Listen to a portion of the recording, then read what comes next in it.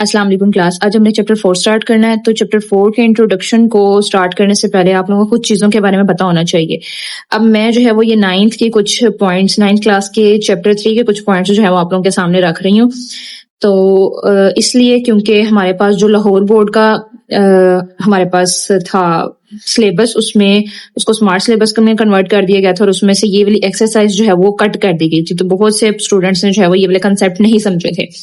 तो इसलिए मैं जो है वो इस वीडियो के अंदर ये चीज क्लियर कर देती हूँ। सबसे पहले हमारे पास क्या है, हमारे पास सेट। आप सबको पता है सेट किस तरह से होता है। सेट को लिखने के 3 तरीके होते हैं और सेट की आप लोगों ने 9th क्लास में जो है वो यूनियन, इंटरसेक्शन और डिफरेंस वगैरह जो है वो फाइंड करना सीखा था। ठीक हो गया। अब उससे आगे क्या होता है कि लेट्स सपोज हमारे पास अब एक सेट है। ठीक है, एक सेट है हमारे पास ए और एक जिसके अंदर हमारे पास आ जाते हैं 1 2 3 4 एंड 5 नंबर। ठीक हो गया। इसी तरीके से एक और हमारे पास सेट है जिसके अंदर है बी, जिसके अंदर आ जाते हैं 2 3 4 5 6 एंड 7 नंबर। ठीक हो गया। ये हमारे पास दो नॉन एम्प्टी सेट हैं। सबसे पहले बात, दो सेट होने चाहिए जो कि नॉन एम्प्टी होने चाहिए, जो खाली नहीं होनी चाहिए। ये दो सेट आ गए। ठीक है, अब इनका हमने कार्टेशियन प्रोडक्ट लेना है। प्रोडक्ट करने का मतलब ये है कि हमने इनका जो है वो ए का बी के साथ जो है वो प्रोडक्ट लेना है। ए के सेट का बी के सेट के एलिमेंट्स के साथ हमने प्रोडक्ट करना है। कैसे करना है, सबसे पहले इसको डिनोट किस तरह किया जाता है, ए क्रॉस बी। ये जो क्रॉस का साइन है ये कार्टेशियन प्रोडक्ट का है। अब इसका प्रोडक्ट लेना कैसे है, आपने सिंपल ऑर्डर में लिखना है। ऑर्डर मतलब तरतीब, जो ऑर्डर पेयर होता है, आप लोगों ने ऑर्डर पेयर भी जो है वो पीछे पढ़ के आ चुके हैं। तो ऑर्डर पेयर जो होता है जिसमें आप पहली वैल्यू, ऑर्डर पेयर के अंदर दो वैल्यूज होती हैं, इसके अंदर पहली वैल्यू जो होती है वो पहले सेट की होती है, सेट ऑफ ए की, और जो दूसरी वैल्यू होती है वो सेट ऑफ बी की होती है। ठीक हो गया। यहाँ इसको हम सिंपली, हमने ये भी याद किया था कि पहली वैल्यू एक्स की होती है, दूसरी वैल्यू वाई की होती है। इसके अलावा एक और चीज और तरीके से भी हमने इसको सुना है कि पहली वैल्यू जो होती है वो हमारे पास इनपुट होती है और दूसरी वैल्यू जो होती है वो आउटपुट होती है। ठीक है। अब लेट्स सपोज हमारे पास जो है वो ये ए और बी दिया गया और हमने इसका प्रोडक्ट निकाला और हमने इसका प्रोडक्ट जो इनके एलिमेंट का जो प्रोडक्ट है वो हमने ऑर्डर पेयर के अंदर लिखना है। किस तरह से लिखना है, हमारे पास ए का एलिमेंट है 1 2 3 4 और 5। हमने ए का एलिमेंट पकड़ना है, उसको बी के हर एलिमेंट के साथ अलग अलग ऑर्डर पेयर की फॉर्म में लिखना है। जैसे ए 1 का 2 के साथ ऑर्डर पेयर। अब ये देखें, ये पहला नंबर कहाँ से आया, ए सेट में से, और ये दूसरा नंबर कहाँ से आया, बी सेट में से। इसी तरीके से 1 का 3 के साथ ऑर्डर पेयर, फिर 1 का 4 के साथ, फिर 1 का 5 के साथ ऑर्डर पेयर, फिर 1 का 6 के साथ और फिर 1 का 7 के साथ। ठीक हो गया। अभी यहाँ पर हमारा जो है वो प्रोडक्ट कंप्लीट नहीं होता। अभी हमने पहले एलिमेंट को किया, फिर हम दूसरे को करेंगे, फिर हम तीसरे को करेंगे, फिर हम चौथे को करेंगे, फिर हम पांचवें को। इस तरह से सबके सब एलिमेंट के साथ हम लिखेंगे। ठीक है, लेकिन तरतीब वही रहेगी क्योंकि सेट हमारा ए पहले लिखा हुआ है, तो हमारे ऑर्डर पेयर के अंदर आने वाला एलिमेंट जो होगा वो भी पहला वाला सेट ए में से ही होगा और दूसरा वाला जो होगा वो सेट बी में से होगा। इसी तरीके से 2 के साथ लिखना है। 2 को पहले 2 के साथ, फिर 2 को 3 के साथ, फिर 2 को 4 के साथ, फिर 2 को 5 के साथ, 2 को 6 के साथ और 2 को 7 के साथ। अब यहाँ पर जो है वो हमारा कार्टेशियन प्रोडक्ट कंप्लीट हो जाता है। तो यहाँ पर आप जो है वो ब्रैकेट क्लोज कर देंगे। ये हमारे पास जो है वो कार्टेशियन प्रोडक्ट आ गया ए और बी के एलिमेंट का। हमने ए और बी के सारे एलिमेंट को जो है वो ऑर्डर पेयर में लिख दिया है। ठीक हो गया। अब अगली बात कर लेते हैं कि प्रोडक्ट से हमने एक रिलेशन निकालना है। रिलेशन का मतलब होता है हमने कुछ ऐसे ऑर्डर पेयर उठा लेने हैं, कोई भी, ये आपकी अपनी मर्जी होती है, आप कोई भी रिलेशंस जो है वो यहाँ से उठा सकते हैं। अब आप देखें यहाँ पर रिलेशंस बनाने हैं। लेट्स सपोज मैं यहाँ पर R1 बनाती हूँ, रिलेशन नंबर 1 है मेरे पास। तो रिलेशन 1 में मैं इधर से कोई भी ऑर्डर पेयर उठा सकती हूँ। रिलेशन मैंने बनाना है ए क्रॉस बी का। ठीक हो गया। ए क्रॉस बी का जो है वो कोई भी रिलेशन बनाना है। अब मेरे पास इतने सारे ऑर्डर पेयर है, मैं इनमें से कोई भी कितने भी ऑर्डर पेयर उठा के इस सेट के अंदर लिख दूंगी तो हमारा रिलेशन होगा। ठीक होगा। तो हम एक कार्टेशियन प्रोडक्ट में से कई जो है वो रिलेशंस बना सकते हैं। लेट्स सपोज अगर मैं यहाँ पे बनाती हूँ 1 2 का, फिर इस सेट का, फिर इस सेट का, 2 और 3 का, फिर ये 3 और 4 का, फिर ये 4 और 5 का, फिर ये 5 और 6 का।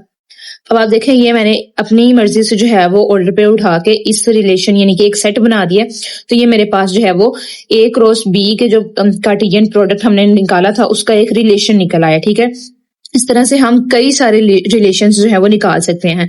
अब रिलेशन निकालने का और रिलेशन का फंक्शन से क्या ताल्लुक है, ये चीजें जो है वो आगे ज्यादा समझने वाली हैं। अब यहाँ पर लेट्स सपोज हमने एक रिलेशन निकाल लिया, अब हम इसके देख लेते हैं डोमेन और रेंज के बारे में। What is the domain and what is the range of this relation R1। ठीक है, हम डोमेन लिखते हैं। डोमेन क्या होता है, जो हमने रिलेशन निकाला होता है उसके अंदर आने वाले ऑर्डर पेयर में जो पहला एलिमेंट होता है वो हमारे पास डोमेन कहलाता है, और जो दूसरा एलिमेंट होता है वो हमारे पास रेंज कहलाता है। ठीक हो गया, तो ये हमारे पास आ जाएगा डोमेन R1 की डोमेन हमारे पास क्या निकलेगी 1 2 3 4 5। ठीक हो गया, हर ऑर्डर पेयर का पहला एलिमेंट डोमेन होगा और दूसरा एलिमेंट रेंज होगा। अब आप यहाँ पर रेंज भी देख लें, रेंज ऑफ R1 जो है वो हमारे पास क्या आई है 2 3 4 5 एंड 6। ठीक हो गया, अब अगर आप गौर करें तो हमारे पास जो A वाला एलिमेंट था वो भी 1 2 3 4 5 पे ही कंसिस्ट कर रहा था, और जो डोमेन आ रही है वो भी 1 2 3 4 5 6 ही आ रही है, यानी कि जो हमारे रिलेशन 1 की डोमेन निकली है वो असल में अपने A सेट के ही बराबर है, सेट A के ही बराबर है। ठीक हो गया, लेकिन अगर आप रेंज चेक करें तो रेंज में हमारे पास आ रहे हैं 2 3 4 5 और 6, लेकिन B वाले सेट के अंदर हमारे पास 2 3 4 5 6 7 था। ठीक है, तो हम अब क्या कहेंगे कि ये जो रेंज है ये नॉट इक्वल आई है B सेट के। ठीक है, ये अपने B सेट के बराबर नहीं है। असल में मैं आपको बताती हूँ कि होता क्या है, हमारे पास जो सेट हमारे पास पहले लिखा होता है उसके एलिमेंट हमारे पास डोमेन होते हैं, और जो सेट हमारे पास दूसरी पोजीशन पे आ रहा होता है जिसके साथ हम मल्टीप्लाई कर रहे होते हैं वो हमारे पास कोडोमेन होते हैं, उसके सेट के एलिमेंट को हम कोडोमेन कहते हैं। इसके सेट के सारे एलिमेंट को हम कहेंगे डोमेन, और इसके सेट के सारे एलिमेंट को हम कहेंगे कोडोमेन। ठीक हो गया, कोडोमेन का मतलब है कोडोमेन की बात करें तो हमारे पास R1 की ही बात करें, कोडोमेन वो एलिमेंट या वो सेट जिसमें वो दूसरा सेट जिससे हमने एलिमेंट उठाए थे। अब यहाँ पर हमारे पास कोडोमेन के अंदर कौन कौन से एलिमेंट आ रहे हैं 2 3 4 5 और 6 7 तक। ठीक है, 2 3 4 5 6 और 7। तो जरूरी नहीं है कि हमारे पास जो हमने रिलेशन निकाला है उसकी जो डोमेन है वो सेट A के ही बराबर आए और जो उसकी रेंज है वो सेट B के ही बराबर आए, यानी कि अपनी कोडोमेन के ही बराबर आए। ठीक हो गया, ऐसा जरूरी नहीं है, लेकिन अगर आप गौर करें तो अगर हम इस तरह से और भी रिलेशन निकालें तो जिसमें हमारे पास डोमेन जो है वो डिफरेंट भी आ सकती है, A के बराबर हो भी सकती है, A के बराबर नहीं भी हो सकती। लेट्स सपोज अगर मैं यहाँ पर एक और छोटा सा रिलेशन निकालूं, रिलेशन 2, और उसमें सिर्फ यहाँ से मैं 2 3 जो है वो ऑर्डर पेयर उठाऊं, मैं यहाँ से लेती हूँ 2 4 4 3 और 4 5, 2 4 4 3 और 4 5। अब अगर आप गौर करें तो इसकी डोमेन क्या निकली है, डोमेन ऑफ R2 हमारे पास क्या निकल रही है 2 4, और ये 4 दूसरी दफा आ रहा है तो हम दूसरी दफा नंबर नहीं लिखेंगे सेट के अंदर, सेट के अंदर एक नंबर एक ही दफा आता है, डोमेन आ गई इसकी। अब ये देखें ये सेट A के बराबर नहीं है, तो जरूरी नहीं है कि जो रिलेशन हम निकाल रहे हैं वो सेट A के बराबर हुई हो। ठीक हो गया, इसी तरीके से अगर इसकी रेंज देखी जाए, रेंज ऑफ R2 हमारे पास क्या है 4 3 और 5, 4 3 और 5। ठीक होगा, ये भी सेट B के बराबर नहीं है। तो यहां से मैं आप लोगों को ये बताना चाह रही हूँ कि हमारे पास जब हम दो सेट्स को मल्टीप्लाई करवाते हैं, कार्टेशियन प्रोडक्ट लेते हैं और उस कार्टेशियन प्रोडक्ट से हम बहुत सारी रिलेशन बना सकते हैं। उन रिलेशन से जब हम डोमेन और रेंज निकालते हैं तो जरूरी नहीं कि वो डोमेन और रेंज जो है वो सेट A और सेट B के बराबर आए, लेकिन आगे इससे चलकर जो कि हमने फंक्शन के बारे में पढ़ना है वो उसके लिए क्या क्या चीजें जरूरी हैं वो पहले हम देख लेते हैं। जी, तो अभी तक हमने क्या चीजें देखी हैं, हमारे पास आ जाता है सेट हमने देखे हैं, कार्टेशियन प्रोडक्ट देख लिया, उसमें से रिलेशन कैसे निकालते हैं वो देख लिया, और रिलेशन का डोमेन और रेंज कैसे लिखते हैं वो भी हमने देख लिया। आगे हम बात कर लेते हैं फंक्शन की। हमारे पास जो रिलेशन होता है, जो रिलेशंस होते हैं वो ही असल में क्या होते हैं, फंक्शंस होते हैं, लेकिन डिफरेंट टाइप। एक स्पेशल टाइप ऑफ रिलेशन जो है वो हमारे पास क्या कहलाता है, फंक्शन कहलाता है। ठीक हो गया, अब ऐसा कौन सा रिलेशन है जो कि फंक्शन की तरह से काम करता है या जो फंक्शन कहलाता है। अब देखें, हम एक दो हमने सेट मल्टीप्लाई करवाए, कार्टेशियन प्रोडक्ट लिया, उसके बहुत सारे हम रिलेशन निकाल सकते हैं, लेकिन उन बहुत सारी रिलेशंस में से सिर्फ कुछ ही रिलेशंस ऐसे होंगे जो कि फंक्शन बनाएंगे, ठीक है। तो सबसे पहले ए हमारे पास है, लेट्स सपोज हम एक छोटा सा जो है वो दो सेट ले लेते हैं 1, 2 और 3, और यहां से हम ले लेते हैं बी जिसके अंदर है ए और बी, ठीक होगा। अगर इसका ए क्रॉस बी लें हमारे पास आ जाता है 1 को आप ए के साथ लिखेंगे, फिर आप 1 को बी के साथ लिखेंगे, इसी तरीके से 2 को ए के साथ लिखेंगे और 2 को बी के साथ लिखेंगे, और फिर इसी तरीके से 3 को ए के साथ लिखेंगे और 3 को बी के साथ लिखेंगे, और यहाँ पर हमारा ये जो कार्टेशियन प्रोडक्ट है ए और बी का वो कंप्लीट हो गया, ठीक है। अब मैंने यहाँ से एक रिलेशन निकाला, मैं बहुत सारे रिलेशन निकाल सकती हूँ, मैं एक एक ऑर्डर पेयर का भी रिलेशन निकाल सकती हूँ, मैं 2 2 का भी निकाल सकती हूँ, 3 3 का भी, 4 का भी, 5 का भी, 6 का भी, ठीक हो गया। मैं बहुत सारे रिलेशन जो है मैं यहाँ से निकाल सकती हूँ, लेकिन फंक्शन कौन से होंगे, कौन से ऐसे रिलेशन जो फंक्शन बनाएंगे, उसके लिए ये जरूरी है। सबसे पहला है कि जो फंक्शन है उसके लिए सबसे पहले इसको डिनोट कैसे करना है ये देखें। फंक्शन है फ्रॉम ए टू बी, क्योंकि हमने ए से बी की तरफ मल्टीप्लाई करवाया। ए हमारे पास जो है वो पहला सेट है और बी हमारे पास दूसरा सेट है। ए के एलिमेंट डोमेन कहलाएंगे और बी के एलिमेंट को डोमेन कहलाएंगे। ये बात सुन लें कि ए के जो एलिमेंट हैं वो डोमेन कहलाएंगे और जो बी के एलिमेंट है वो को डोमेन कहलाएंगे, ठीक हो गया। अभी मैं दोबारा बता रही हूँ, ये जो फंक्शन है, ये जो हमने लिखा है, ये असल में रिलेशन ही है, लेकिन एक रिलेशन की टाइप, स्पेशल टाइप है, ठीक है। ये एक रिलेशन ही होगा। जाहिर सी बात, अगर ये एफ जो है वो रिलेशन है तो उसके अंदर हमारे पास बहुत से ऑर्डर पेयर्स भी होंगे। उन ऑर्डर पेयर के पहले वाले एलिमेंट डोमेन कहलाएंगे और दूसरे वाले एलिमेंट जो है वो हमारे पास रेंज कहलाएंगे, ठीक है। लेकिन फिलहाल हम ये इधर रिप्रेजेंट क्या कर रहे हैं, ये ए जो है, ए के जो सारे एलिमेंट है, ए वाले सेट के जो सारे एलिमेंट है वो हमारे पास डोमेन है, और बी के जो सारे सेट एलिमेंट है वो हमारे पास को डोमेन है। रिलेशन के अंदर जो हमारे पास ऑर्डर पेयर्स आएंगे वहां से हम देखेंगे कि क्या हम डोमेन है और क्या रेंज है, ठीक है। को डोमेन और रेंज के डिफरेंस को आप समझ लें। को डोमेन असल में बी वाला पूरा सेट ही को डोमेन है, ठीक है।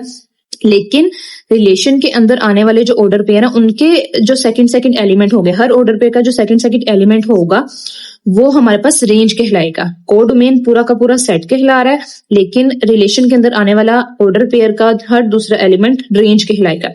अब यहाँ पर बात कर लेते हैं। पहली बात, पहले तो ये है कि हमारे पास ए टू बी रिलेशन होना चाहिए, ठीक है।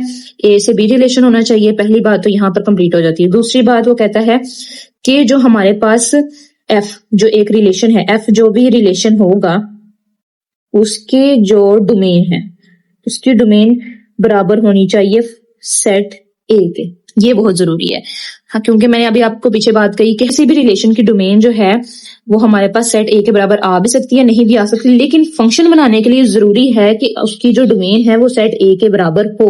यानी कि अगर सेट ए के अंदर 3 एलिमेंट आ रहे हैं तो जो रिलेशन हमने, जिस रिलेशन को हमने फंक्शन बनाना है उसकी भी सारी डोमेन क्या होनी चाहिए, सेट ए के ही बराबर होनी चाहिए, ठीक हो गया।